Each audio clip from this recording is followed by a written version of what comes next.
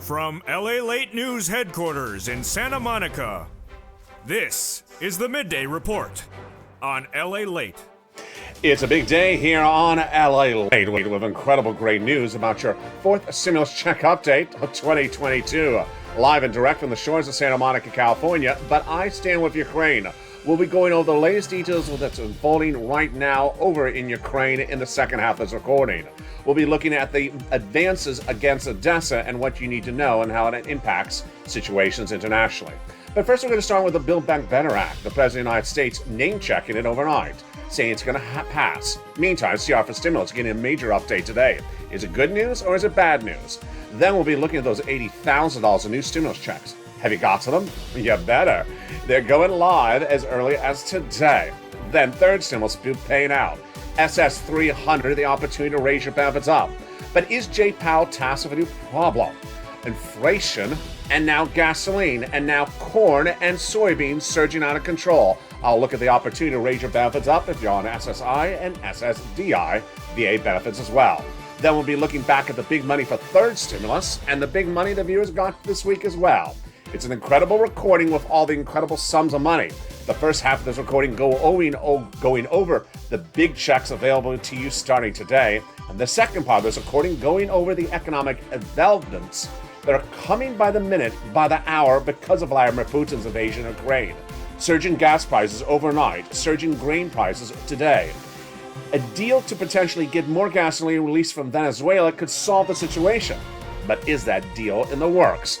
I'll have that as well. Meantime, you'll learn for the first time on Home LA, while the current economic situation is here, if it's around in no less than 6 weeks from now, we could be heading into recession. What's going on? I'll have the latest details across the board that impacts your money, both domestically and from those world events internationally. And we'll be looking at the humanitarian crisis unfolding. We'll be looking at what's happening with Odessa in the next few hours as Vladimir Putin vows to take Odessa. What could happen, and I'll have the latest details from the ground there as well. It's a big home broadcast. I stand with Ukraine, and the details start right here, right now, as home gets underway.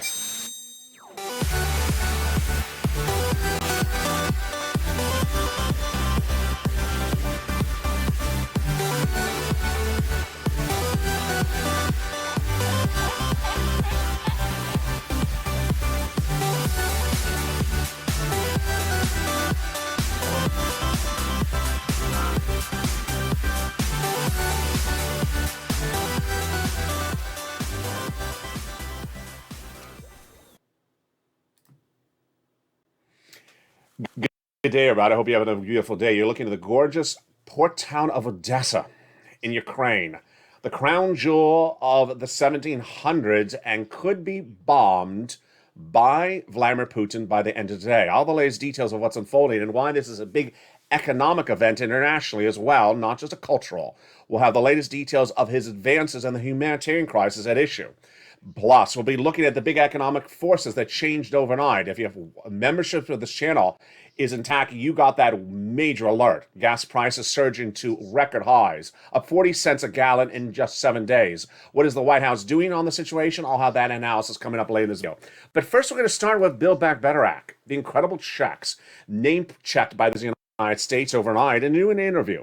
That new interview will be featured in tonight's 1-hour special broadcast of Evenings LA.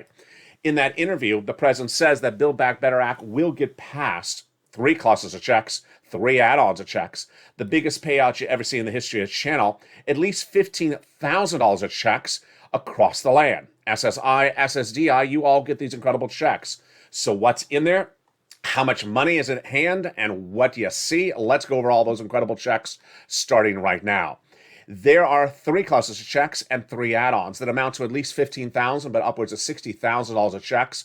In that first cluster, they have in there hazard pay and elder care. Also checks for young children, home repairs, and money for a new car, plus money for the college students. All these incredible checks will be detailed extensively in tonight's Evenings LA 1-hour special report. It's at 5 o'clock Pacific Standard Time, 8 o'clock Eastern Standard Time, and 7 o'clock Central Standard Time. In that first add-on of checks, Maxine Waters got in there a check to buy your first home. This is huge, just a little bit less than $25,000 for the purchase of your first home. And this is the first of 3 add-ons of checks to this incredible fourth stimulus recon, Build Back Better Act. In that second cluster of checks, we got home repairs and paid leave. Paid leave is a lot of money, upwards of $4,000 to $6,000 a year across the land. And that is the second of 3 clusters. In that second add-on, we got free home health care. $250 billion of free home health care for seniors and people on disabilities. In that third cluster of checks, we got lots of checks. Free internet for all checks, farmers checks, independent contractors checks, and seniors checks.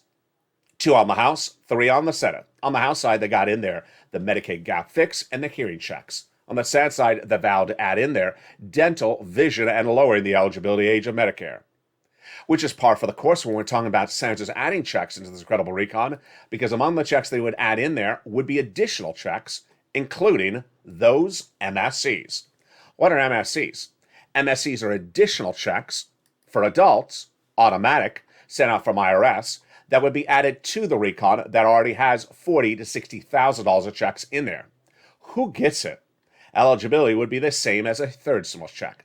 Single individual, $75,000 less, you get it. Married couple, $150,000 less, you get it. Double it. Family of 4, you get it as well. Quadruple it. And if you're on benefits, SSI, SSDI, Social Security rail benefits, it comes to you as well. It is not income, it's not taxable, and it's offered on a nationwide basis. It's not state stimulus, it's national. And it's offered also to adult dependents. $2,000 the first month, $1,000 thereafter for up to 6 months represent the leadership to viewership of this channel. And that is MSC, one of the many checks already in the fourth stimulus recon that pays you at least $15,000 to $60,000 of checks. Now, the first opportunity to get a check sooner than that, of course, is CR for stimulus, a continuing resolution teed up for mid-March. But the breaking news today is a little bit problematic. What's going on? Let me tell you the details. A continuing resolution is set for mid-March, just later this week, with $1.5 trillion of discretionary spending allocated. The price tag agreed upon. The negotiations done. House, Senate, Republican, Democrat, $1.5 trillion of discretionary spending. Far more than enough for a $2,000 stimulus check for you. So what's new today then? A new report today suggests that the president's opportunity once again to ask for even a penny of that money for COVID would derail it and not get it done in the month of March. Yes. So over a week ago, I first detailed on this channel that the president was saying, I want a little bit of that money for COVID. And Republicans and Democrats said, no, you're not getting any. Then on Tuesday, in the State of the Union address, he said, I'm going to come back and ask for more money for COVID. And I said to you, I think he was winking at me. Either it was me or Jill. He was winking at someone. And I said, I think he's talking about the CR, but I don't know if he's certain. Well, by Friday, he had his budget committee, Office of Budget and Finance, send a letter to Congress saying, of the continuing resolution, with that mid-March deadline just a few days away from now, I want a little money for COVID. I said I wasn't worried because it's just a little money. Today, I have a different opinion of the situation. Why? Because a series of new quotes coming out from Republicans saying, I don't care if it's a penny or 2 pennies. I'm not giving you 1 cent from this CR for COVID. You have enough. So the new report out today says that Republicans would withdraw support for the continuing resolution of $1.5 trillion of discretionary spending if even 1 penny was for COVID. This is problematic because if that happens, guess what happens? The CR does not get done this week and gets done potentially a month later. Chuck Schumer, in a new comment released today, obtained by LALATE, says the negotiations on the continuing resolution are going very, very well. Excuse me? They were done. What do you mean they're going very, very well? Very problematic. Needless to say, the president can get that money for COVID from something else. He doesn't need to take it from your CR. Now, the President of the United States, in a new interview that will be detailed tonight on that evening's LA 1 Hour special broadcast, says that the Build Back Better Act will pass. In new comments with Heather Cox Richardson, Boston historian, President Joe Biden says the fourth stimulus recon will pass. And you need it because of the gas issue. But that gas issue is a little bit more problematic than that. I'll be featuring that in just a second on this channel. The big exciting news is that out of nowhere, this last Friday, the president surprised all of us with $80,000 of new stimulus checks. Yeah, you heard me right. First detailed for membership on this channel. in the newsletter that went out on Friday at 7 p.m. Pacific Standard Time, last Friday, a brand new grant program. The average payout is $15,000 to $80,000 of checks. And are you ready to pounce, Purple Hawks? Get ready. Here you go. What's going on? Let's go over the details, and more of it, of course, is tonight featured in that 1 hour special broadcast, Evenings LALATE at 5 o'clock Pacific Standard Time. A new homeowners grant program was dispatched by the White House, and that program is incredible. It's a homeowners program that pays on average $15,000 to $80,000 a household. Number one. Number two, the eligibility is much like a stimulus check. Single individual, $75,000 less, you get it. Married couple, $150,000 less, you get it. Eligibility requires that you own a house. Other than that, you're ready to rock and roll. SSI, SSDI, Social Security, veterans, you qualify so long as you're a homeowner. But the sums of the money are absolutely incredible, and they cover items that many viewers of this channel has asked for coverage for in the year and a half that this channel has been around and never had it. Now you do. Such as property taxes, homeowners insurance, associations fees. Yes, average payout is $50,000 to $80,000. So what is it? It's a grant program. It's free money. It's money for you. Dispatched by the U.S. government, it will be run on a state-by-state basis. So if you've been with this channel since day one, it looks much like the earliest days of this channel with PUA. Remember when PUA for unemployment assistance went live on this channel in April 2020? Some states were live, some states were not live, some states were delayed, some states didn't even have their website working. In the case of this, it's just like that. Different states will roll it out on different days. There's not one website. There will be a different website for every different state. So I will be on top of the subject matter with you to show you the status on those incredible checks. And of course, we'll feature more about those incredible checks tonight on Evenings. Now, this is Jay Powell, your head of the Federal Reserve. And his ability to raise your his ability to fix inflation impacts your raising your benefits up if you're on SSI and SSDI. But today, the situation is a little bit more complicated. Not necessarily in a bad way, but in an economic way. What's at issue? Joe Biden had promised to raise your benefits up if you're on SSI, SSDI, Social Security and railroad benefits and veterans benefits. As president, it's published on his website at joebiden.com. How does he do it? Replace COLA with inflation. Now, why is this good? Because inflation is at its highest levels right now. At the time of today's recording, which you're watching live, if you're watching it at 11 a.m. or watching it later in the afternoon at 7 o'clock, the current inflation rate is believed to be somewhere between 7.5% to 8%. In the month of December, the inflation rate came in at 7.5%. In no less than 4 days from now, on Thursday, we will receive the January inflation number. On Friday, I said that Wall Street is looking at 7.5% for this number this week. Today, they're looking at about 8%. I've been looking at about 8%. Doesn't make a difference either way, because if Joe Biden swapped out your COLA with inflation today, your benefits would go up about $200 a month. Let's do the analysis. Your benefits are tied to a benchmark. The current benchmark, COLA, doesn't work. Inflation works.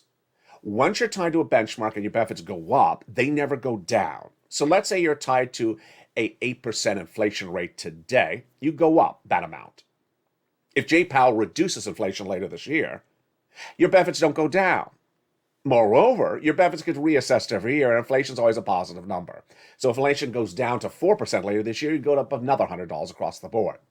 So Jay Powell's ability to lower your inflationary rate is a good thing for the economy and doesn't naturally impair your benefits for SS300. But Joe Biden needs to make that phone call today because inflation will be going down. The question is when. In the second half of this recording, you're going to see me potentially scare you. I don't wish to scare you, but I gotta. Why? Because a new series of economic analytics out today suggests that if current situations at the time of this recording that were not here yesterday are here still in 6 weeks from now, we're going into recession. What's going on? All the latest details of why a major event was so big overnight that caused me, for the first time in the history of this channel, to send out an economic alert to members of this channel in the middle of the night. That economic event is worse at the time of this recording right now. And the analysis currently suggests that the situation is still with us 6 weeks from now. We're in a recession next year. What is it, and what does it have to do with Vladimir Putin? It has everything to do with Vladimir Putin. Plus, I'll be looking at the situation unfolding right now, economically at home, internationally with our partners, caused by Vladimir Putin. It's an analysis you've never seen before because the situation changed overnight. This is a brand new analysis of the situation for oil and wheat and those strategic alliances with our partner countries that are or aren't helping. Meantime, we'll be looking at the atrocities by Vladimir Putin against Ukrainian citizens today and what's being done for the humanitarian crisis and what's not being done. Then we'll be looking at those neighboring countries of the Baltic states, as Vladimir Putin may potentially be targeting them next. Those details, plus what's happening with the gorgeous town of Odessa, feature on this channel for nearly a week. Vladimir Putin's vowing to now bomb Odessa by the end of the week. This is the crown jewel of the Black Sea, and the shocking details will be unfolded as we go into the second half of this video. Stay with me as Home I Stand With Ukraine continues. But first, here's a little bit about the community page. I'll be back with you in 60 seconds with more incredible checks and the situation unfolding overseas domestically as well. If you want money right now, not 5 days from now, and not 5 weeks from now, then reach out to the community page. The volunteers can help you find that money for rent and utilities. That's at news.lalate.com/community. The community page features a series of volunteers who are viewers like you. They can help you find rent, utilities, SNAP, food benefits, mortgage assistance, and help you with eviction moratorium questions as well. Their Facebook, Twitter, and Instagram individuals reach out to them and indicate the city and state you're from, and they'll get back to you shortly. That's a community page. Volunteers working for you, viewers helping one another. Stay with LA for more. Join LALATE Daily for the excitement of the new LALATE live daily. The excitement starts on mornings LALATE at 9 a.m.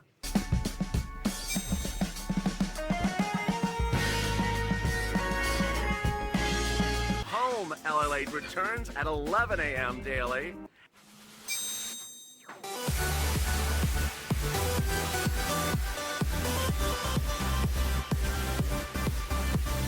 And then afternoons LALATE at 1 p.m.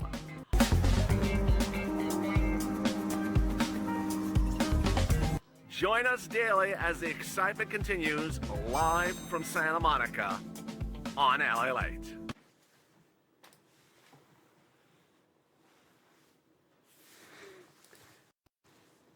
Good afternoon, everybody. You're looking at the beautiful area of Odessa that could be bombed by Vladimir Putin by the end of the week. What's happening with that? And why would not only be a cultural destruction, but also an economic destruction, not just domestically for the Ukrainian people, but also internationally as well. I'll be looking at the situation unfolding by the minute. It's a breaking, developing details, and you're watching it live on air, direct from Santa Monica, California, right now.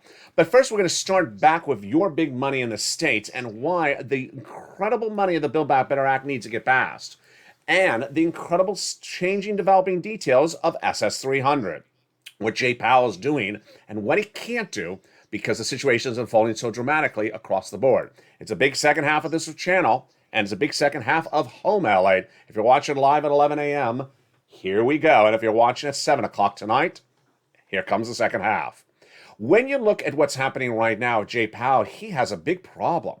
Jay Powell is your head of the Federal Reserve, and his job is to bring down inflationary rates. He does it with a series of meetings, 5 meetings in the next 5 months, to bring down inflation by raising interest rates at particular meetings. But the problem is he has permutations which he didn't have even yesterday. What's going on? Gasoline prices are surging out of control right today. Never in the history of this channel have I ever sat on alert in the middle of the night saying there's a major economic event happening. And it happened last night. Gasoline prices domestically and internationally surged out of control. What's going on? And what does this have to do with Vladimir Putin? Vladimir Putin's invasion of Ukraine obviously was going to disrupt oil and gas prices internationally. We knew that. But we didn't know how it was going to interrupt it in the way in which it did. On last week's recordings, I told you that the price of international Brent crude had surged from 100 to 110, and that anything over 110 is not sustainable long term. Where's it right now? Right now, the price of Brent crude is at $130 a barrel. No bueno. Domestically, gas prices featured on this channel every single day were $3.62 unleaded regular nationwide, according to AAA a week ago. $3.62. Then on Friday, $3.83. Today, Monday, March 7th, 2022, 11:30 p.m. Pacific, 11:30 a.m. Pacific Standard Time, $4.11. It's gone up 40 plus cents in 1 week. Is it sustainable? No. A series of new analytical reports says that $4 a gallon is not sustainable in the United States for 6 weeks. And if $4 a gallon remains the national average of gasoline in the United States by the month of May, we're going into recession.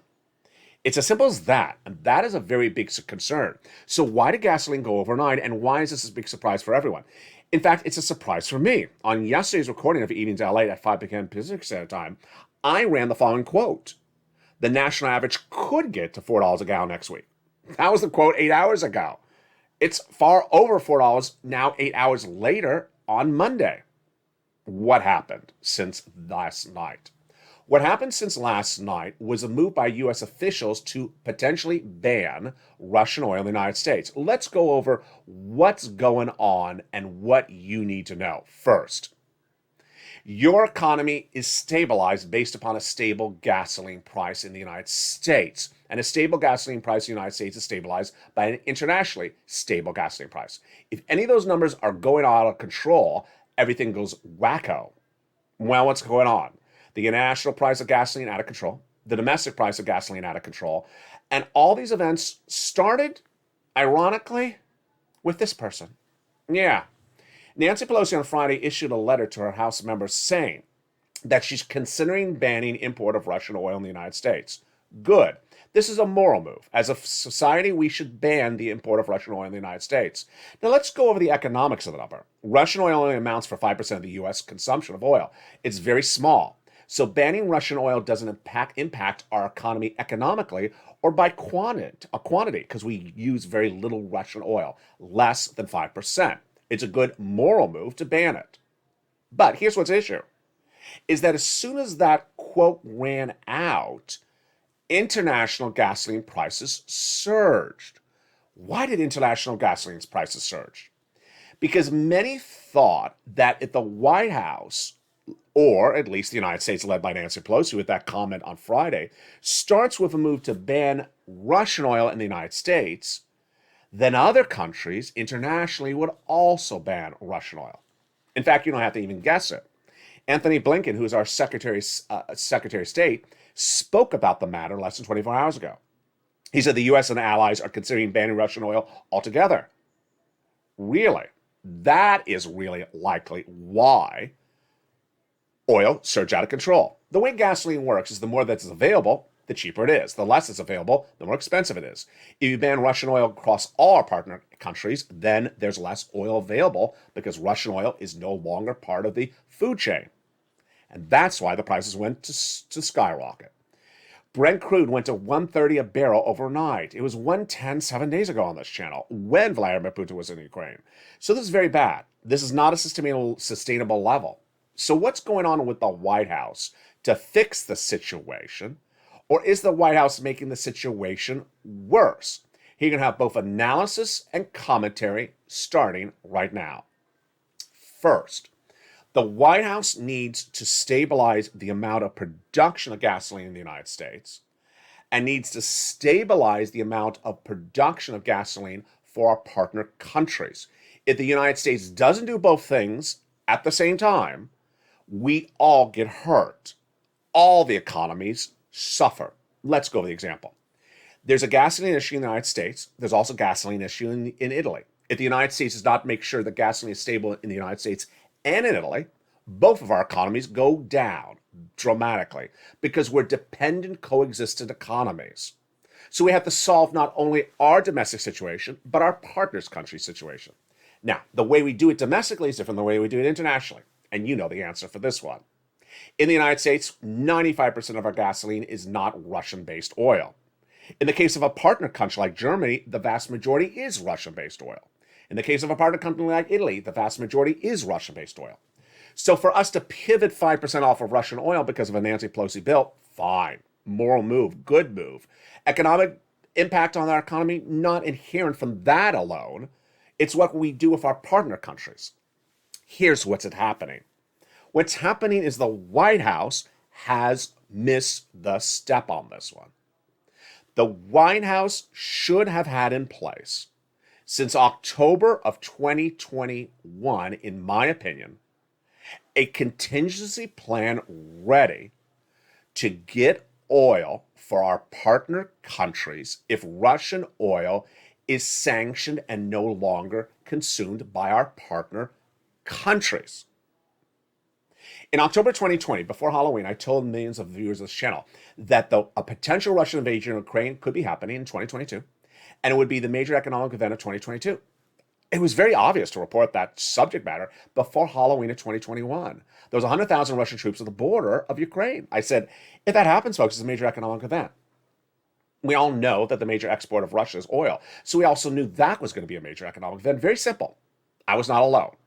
The White House reportedly told Janet Yellen's Treasury Department at the time, in October 2021, in the event that there's a Russian invasion of Ukraine, what things can we do to sanction Russia that don't negatively impact the economy? Did the White House, however, tell Janet Yellen to also analyze, and her team to analyze, the economic impact of oil disruption because of a Russian invasion of Ukraine? Yes, it did. So at least the White House told Treasury to do it. But did Treasury set up alliances, agreements, negotiations, meetings, deals to get ready to have our partner countries get oil in the event that we take Russian oil out of the equation? No. We know it's not the case because Anthony Blinken, in interviews this weekend, said we're now talking about the subject matter. Now talking about the subject matter? I've been talking about the subject matter since day one of the invasion.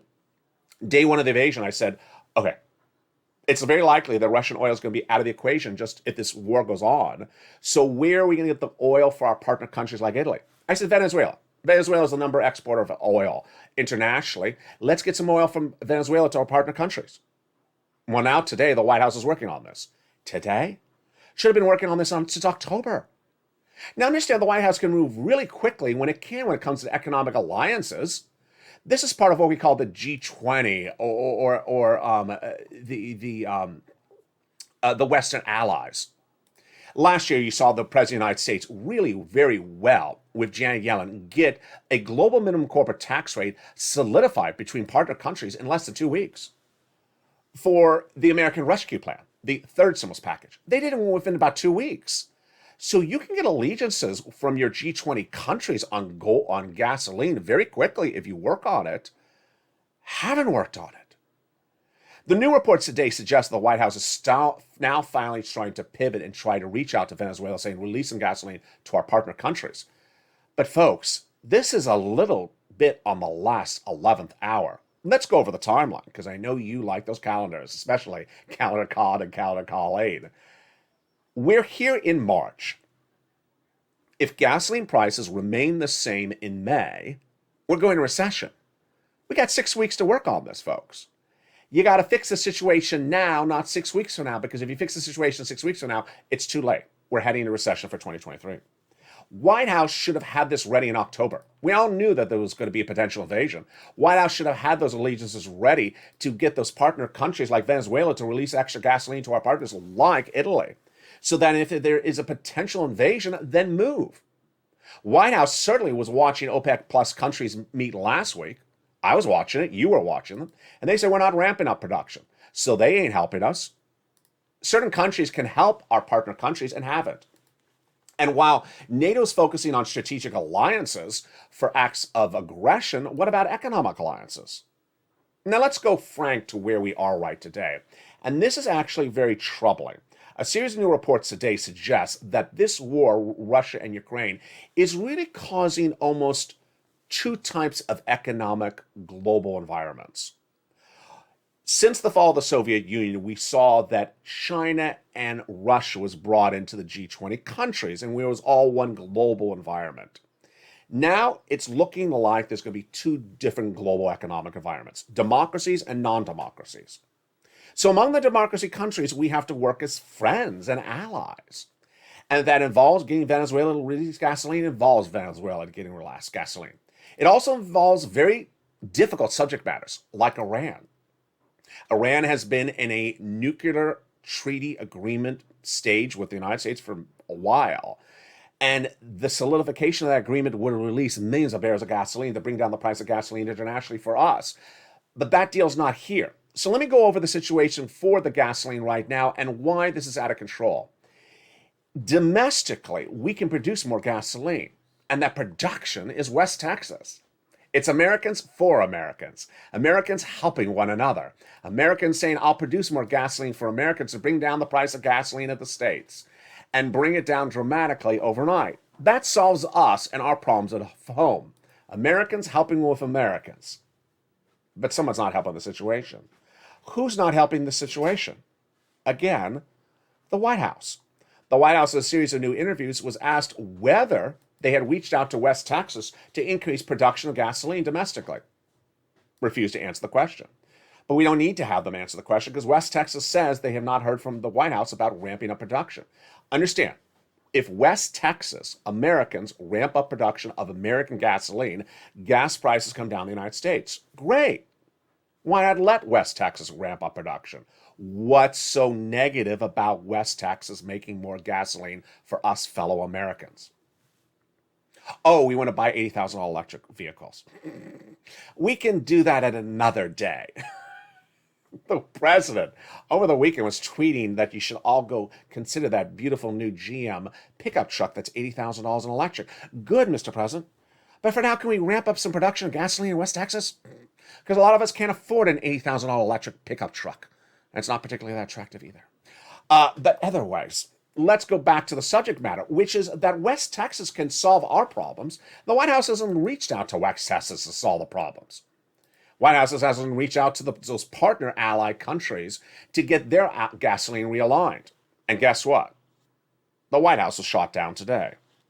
Economically, let's say. Germany said no to the U.S. minutes ago. When asked whether Germany would ban import of Russian oil, as the United States is considering to ban the 5% we consume of Russian oil, Germany says, no, we're not doing that. We need Russian oil. We don't have an alternative at the moment. Now, let's go over the logic of this. If the White House had prepared with Germany to get an alternative for Russian oil back in October, I think Germany would say, yes, I have an alternative. The White House worked on it. We've been working as a team, and Japan and South Korea and India. We all worked as a team over the last 6 months to get an alternative to Russian oil. We all worked as part of the G20 alliances to get an alternative to gasoline ready. We have it ready. But for Anthony Blinken to say, oh, just don't use Russian oil, well, what's the alternative? I mean, you have to have an economic pivot move, and it's not jumping into an $80,000 electric car. That's why the White House needs to move quicker. Now, this is not a game-changing move. The White House needs to get those allegiances with those countries like Venezuela that produces massive sums of gasoline. And let's go over the details of how this works. In the case of West Texas, Venezuela, same analysis. You can only store so much oil. You only have so much storage facility. And once you're at full capacity, you can't pump any more oil. So you got to release what you got. Then once you release what you got, you can make some more oil. We're not even at that agreement yet. So they haven't agreed to release oil and they haven't agreed to pump more oil. All this is not being done by the White House across the board. Now, the problem is a little bit larger than that, because here is where I get a little bit antsy. And you know what makes me antsy in my pantsy? Is where we don't know the risks. And which one is that? Wheat, soybeans, corn. Oil is easy, folks. Oil is easy. You buy it, you put it in a barge, you ship it, it lands at the port. The current oil situation right now is going to be much worse at the end of March because the oil arriving in your ports right now was bought before the Vladimir Putin invasion of Ukraine. So once you see the impact from the invasion, you're going to see it by late March. That's the oil bought then. Case of wheat, it's much more complicated. In the case of wheat, Vladimir Putin is now trying to take Odessa. He's been trying for over a week, and Odessa is the crown jewel of the Black Sea, a very agrarian community with rich soil. And that is a big area to export wheat and grain. Wheat and grain is surging out of control as well. But are you hearing on broadcast media? No. Do you remember the wheat crisis of the 1970s, where everyone was in their pickup truck trying to get wheat at the local store? No, there was no such wheat crisis. So this is something we've never seen before. And this is something that I'm worried about because no one's doing the analysis. When you don't do the analysis, this is where you get in trouble. In the case of recessionary environments, we often see them coming because we understand the analytics or the events or the numbers that are happening. Gasoline, we see it going up. We're worried that it will bring us to recession. Wheat, do you hear anyone talking about wheat? No. The White House was asked about it. They said, we haven't even thought about it. Hold up now. Since October, we knew that there potentially would be an invasion of Ukraine by Vladimir Putin. So the White House should have at that time told Treasury, look at all the economic issues in the United States that could be impacted by Vladimir Putin, or at least Department of Interior, at least the Department of Agriculture. What economic industries in the United States could be impacted negatively by Vladimir Putin invading Ukraine? Wheat is so simple. Why could I have said to you in October that wheat would have been a casualty potential of an invasion? Crimea. Crimea was annexed by Vladimir Putin several years ago. Crimea is along the Black Sea. Crimea is down from Odessa. And right now, Vladimir Putin is trying to move forces from Crimea into Odessa. He's trying to take Odessa. It's the major port town. It's all that same beautifully rich agrarian area. We could have seen that a potential disruption of an agrarian part of Ukraine could happen in early 2022 as a potential risk. Well, I've been reporting it for over a week. And Reuters interviewed the White House just a few days ago asking, hey, have you considered whether wheat disruption and prices may be a casualty in the United States of an invasion of Ukraine? Why this is not? Has the White House pivoted to do anything to do with the situation? No. And what we feature tonight on Evening's LALATE special 1 hour broadcast is that many U.S. producers of your product, your breads, your cereals, traditionally don't buy wheat from countries like France and have had to pivot because they can't get it from where they normally get it from. If you are a farmer and you make wheat in the United States, you sell it. But suddenly the wheat is worth a lot more money, or the price is a lot more money, because there's a shortage of wheat coming out of Ukraine. What does that mean for millions of Americans? Millions of Americans may be going to the gas pump and saying, hey, oh my goodness, what happened to the gas price of gasoline? But then you go to the supermarket and you say, wait a second, what happened to the price of bread? When did bread go so up? And why is bread going up? Is anyone telling you why bread's going up? I am. Tonight on Evenings LA, I'll explain to you why, if you don't have this stabilized, then we could be going into recession faster because of wheat prices out of control than even gasoline. Here's why I'm concerned. I'm concerned because wheat is a much more pervasive consumer product than even gasoline. If you have to spend more for bread at the supermarket, you're going to be impacted negatively faster than the gasoline you spend. It's all economics, and it's all in front of us. So Jay Powell, head of the Federal Reserve, he has a big problem. He has a big problem. This week he meets with the FOMC meeting, and he has to determine how to bring down inflationary rates by raising interest rate, maybe a quarter basis point, as he said. But what he doesn't know is I have a brand new energy crisis in 7 days that I didn't have 7 days ago. Can it be fixed with Venezuela? Can it be fixed with Iran? Am I going to have an energy crisis overseas in partner countries that impact the United States? Are we getting increased production in West Texas? My goodness, Jay Powell normally has 1 or 2 things to consider. Now he has 20 things to consider. And here's the problem. If he comes in too strong on his interest rate spikes in April, not March, which is looking to be quarter basis point, we could be inverted. We could have too aggressive a policy by the Federal Reserve and too much casualty data coming on the back end. Bad gas, an energy crisis, a food and grain crisis, a stagflation crisis, an unemployment crisis, and a trade situation crisis. And guess what? By that point, you're already in recession.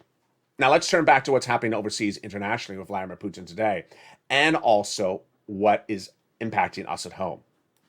Over the last 7 days, I detailed that Vladimir Putin is trying to take Odessa. Odessa, of course, is on the Black Sea. The crown jewel of Catherine the Great. It is a major city. It is the number one port for Ukraine. What is Vladimir Putin trying to do? He is trying to control Odessa, because if he takes Odessa, then he controls all imports and exports out of Ukraine as its number one port. Then he's also trying to really create a moral victory or an emotional victory, because Odessa is such a spectacular town. And President Zelensky is very worried that Putin is vowing to bomb this spectacular, stunning jewel of the Black Sea, leaving it in a massive destruction, much like how he did in Gashan. You're looking at Gashan right here, just a few miles down on the Black Sea. This is coming in from Crimea, so it's not particularly far for Vladimir Putin to make that advances. Again, this is on the southeast leg of Ukraine. This is how he's coming in from across the land. This situation is very untelling, but let me tell you what's going on with Vladimir Putin as well, and what it means for you back here in the United States. We have two parts of the analysis, and first I want to start with the officials in England, who have a very different opinion of the situation than we do here in the United States. Boris Johnson and his UK Prime Minister says, you know what? I don't like what the West allies are doing. They say it's a little too weak. They say, first, they believe that this is going to be a multi-year war, not a several weeks or several months. Economically, you already know what that means. We can't sustain gas prices currently at the current level to month of May. If we're at the levels of month of May, we're in recession next year. Very simple. So while we may think this war may be a few days or a month, if it goes to May, we go into recession in 2023 at the current levels that aren't being fixed. But more importantly, the approach by British officials is, you got to do something a little bit more than we're doing right now, because this may go on for a while. And doing more is not just strategic, but also economic. Let me go over what Vladimir Putin is doing right now. First, let's go over the humanitarian issue. In the capital of Kiev, there's the city and the rural area. People in the rural area fleeing the rural area to come into the city because the Russian forces are now in the rural area and the people are unsafe. So they're coming in the city. So rather than evacuating to Poland, they're evacuating into the city. There's a new 17-second clip that has been released, I'm not showing on this channel for obvious reasons, that shows a Russian tank in a residential block in front of an apartment building, opening fire with an apartment building and causing several fatalities. This is in the district of Irpin. Then in the city of Mariupol, which again is towards the southeast, again along the Black Sea, you can't evacuate. What are we talking about? We're talking about these corridors. Corridors are areas of ceasefire zones in which women and children, unarmed individuals, can flee into neighboring countries and get out safe. There have been at least 3 meetings between Russian and Ukrainian officials to allow the safe exit of women and children through these corridors. Every time the Russian officials have violated. They've either, and in some cases, they've actually killed women in the corridor. The corridor looks much like your highway. You go out on the highway, you walk, it's cleared, it's supposed to be cleared for a certain number of hours, and you get to Poland. They get on the highway, and then they get, and then they're fired upon, or they hear shelling, or they're blocked by Russian officials. So the safe exit is not there. That has been featured on this channel since last Saturday, that breaking developing details. The detail today that's even worse to report is that now we're 10 days into this, and those women and children who have waited patiently to evacuate are starving to death. So they've been without water, they've been without food, they've been without electricity, and they've been waiting for now 10 days to get out of that confines, and it's getting very serious. So by not allowing them to safely evacuate, they're, in some cases, starving to death in their own shelters in the towns. The International Human Rights, the International Committee of Red Cross says the situation in Mariupol is desperate. That's Mirela Hodobala, who's the spokesperson. They're trying to get these people out of these towns before they die in their own home because of no electricity and no food. Safe passage is mandatory under international human law, and both parties would need to agree to provide safe passage to civilians leaving those areas.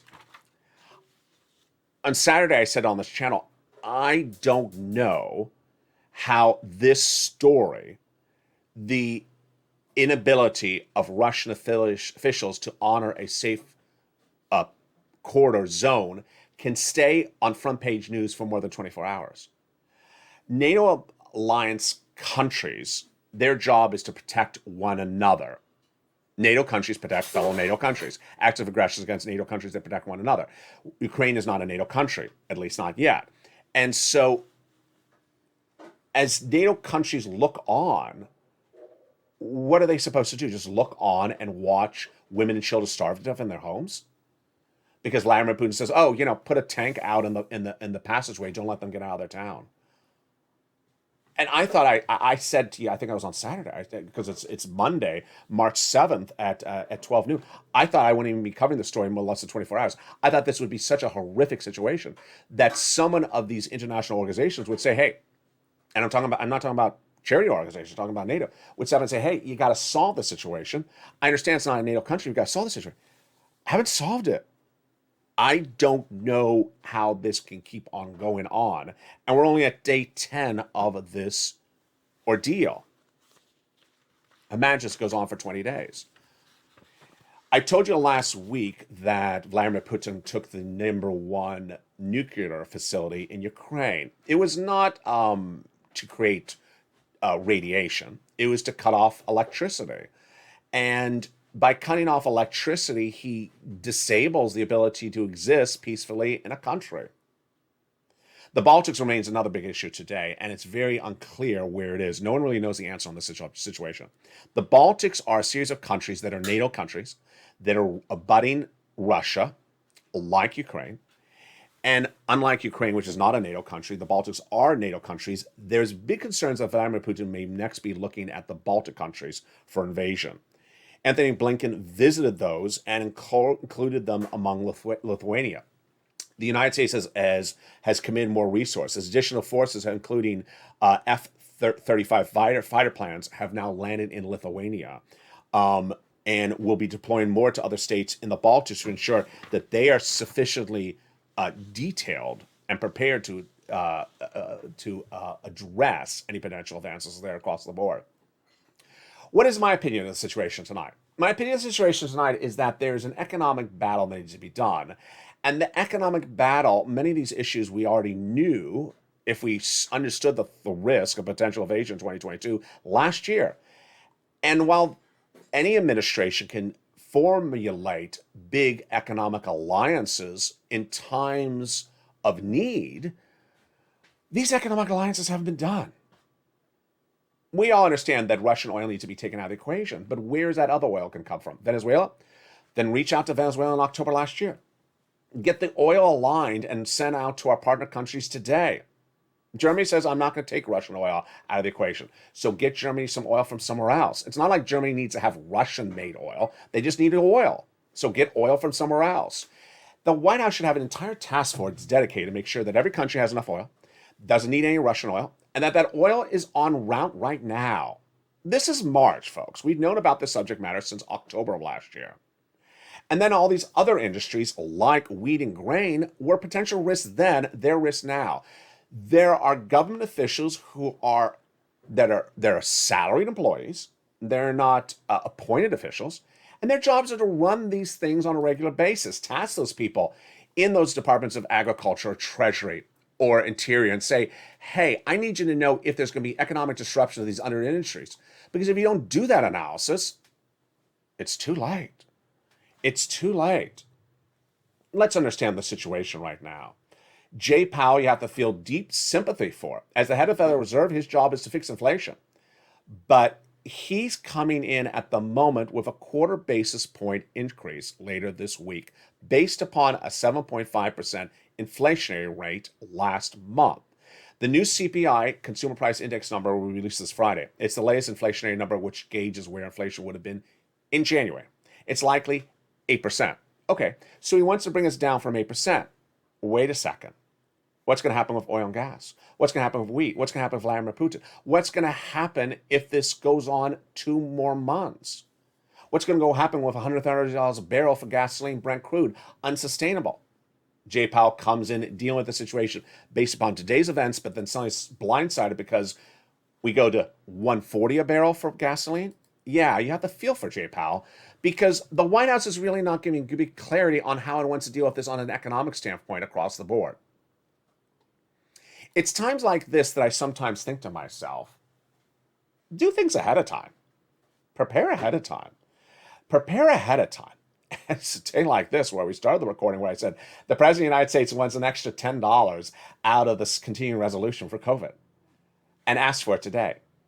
We've been doing CR for stimulus for a few weeks. If you wanted the money for COVID, ask for it. Well, he did ask for it last week, was told no. So he should have moved on at that point and found somewhere else. He's back again asking for it at the 11th hour, right before the continuing resolution is going to be done. And now Republicans are saying, no, you asked for it at the 11th hour, we're kicking it over to April. White House seems to leave things to the very last second. But in the case of oil, wheat, Vladimir Putin, and economic issues, we only got 6 weeks to go, folks. 6 more weeks at $4 a gallon, nationwide national average at the pump in the United States brings you into recession. Well, more about that tonight on the Evenings LATE broadcast. But if you're watching the show live on air at 11 a.m., next up is the 1 o'clock Afternoons LATE show. Then we have brand new Afternoons LATE show at 3 o'clock. If you're watching the show at 7 o'clock during prime time, then don't miss also the 5 o'clock primetime show, Evenings LATE, at 5 o'clock. And then after that, of course, is the Evenings Extra show at 8 o'clock. Say your prayers for the families in Ukraine. I certainly hope that they find a solution for these safe corridors. It's a very, very horrific story to report on. And day after day, week, hour after hour, I wonder why the situation has not gotten better. I also deeply wonder how the NATO-based countries can look at the situation and do nothing. Send your prayers for the families across Ukraine and, of course, Odessa. This is how it looks today.